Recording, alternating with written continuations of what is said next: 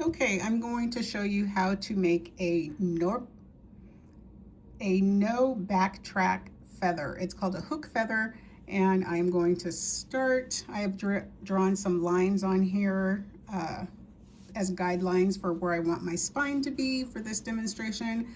I'm going to bring my bobbin thread up here.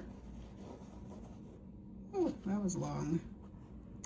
Take a couple stitches in place to lock my thread, and then I'm going to stitch down this line to make my spine. I'm not using rulers or anything. I have a line here and I'm just getting as close as I can.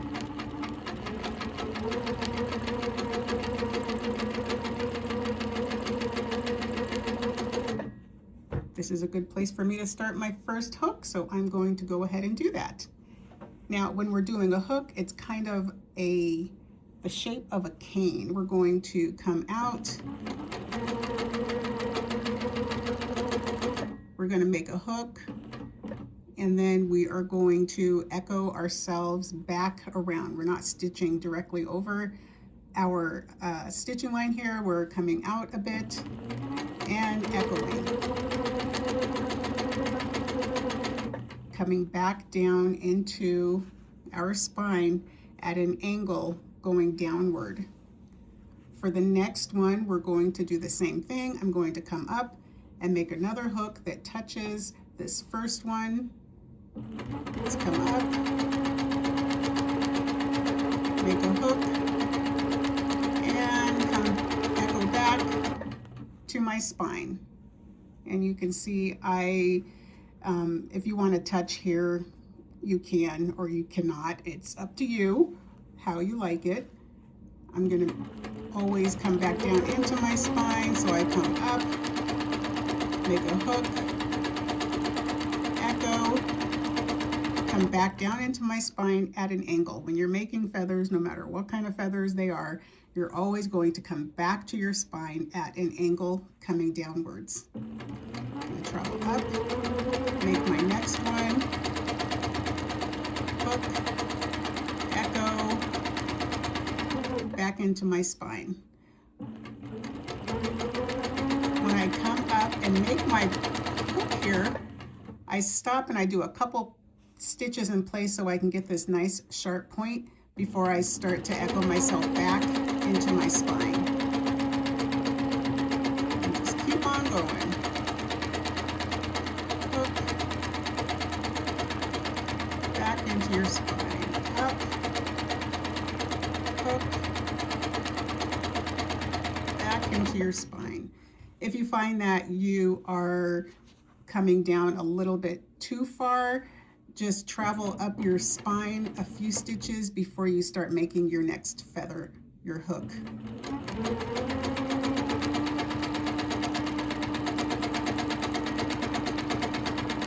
The beauty of this design is you can make these hooks as wide or as narrow, skinny, fat as you like.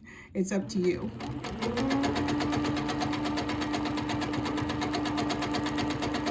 Just keep doing that. Hook shape all the way. I'm getting close to the top of my spine here, so I might make just like a little smaller of one. And then I meet my stitching line as close as I can. That's what I like to do. And then I'm going to travel back down my stitching.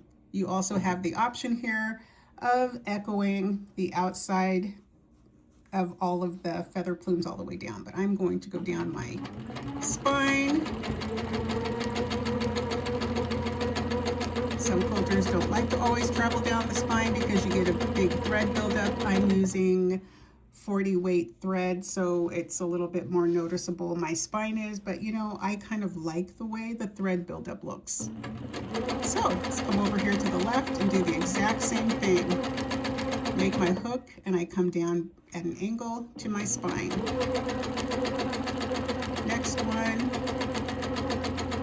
back to my spine. Speed up. I'm a little bit farther down than I'd like to be here, so I'm going to travel up my spine a few stitches before I make my next plume. And come up, always coming back down at that angle. It's very important.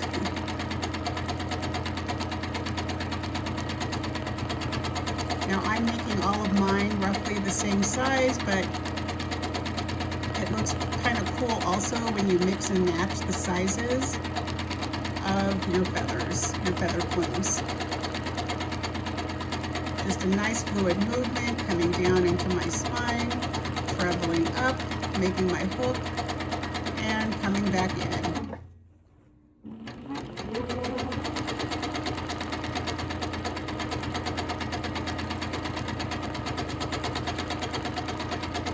It doesn't matter if you have a different number of feather plumes on one side than you do on the other. That's totally fine. I'm again up here to the top, so I'm just going to make, oops, come back down here. I went up too far. Take another one that's about a little bit shorter, and I'm done. I have the option again of coming all the way down, or you can even do a little swirly up here at the top, or maybe you just want to make like a little teardrop shape like this to bring it together. You can really have some fun when you are making your feathers on what you want to put at the top, if that's something you want to do. We can even echo this so it kind of looks on the inside. So it kind of looks like it belongs with these other feathers. Let's take that out, see how it looks.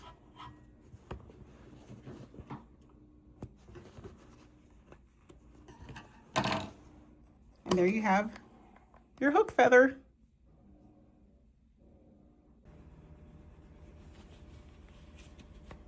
Another option that you can do when you're making your feathers is you can do 2 sides at one time. If you want to save some time, just come to one side, make your feather plume, and then on the next side, just travel over and make one over on that side. And just keep on going like that.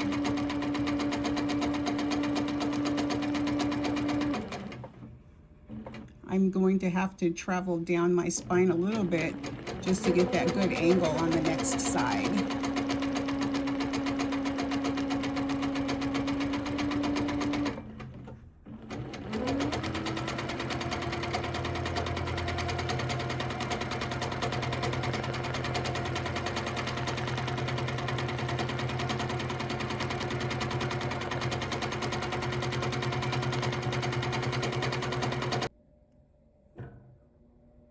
There you have your hook feathers. I just went ahead and made these in different colors because I thought it was fun. But this is a really great feather if you're a beginner and you're not real comfortable doing a bump back feather or a traditional feather with the backtracking. Just try this one. It's a simple and fun design. Remember to, if you like this video, please give it a thumbs up and subscribe for more quilty content.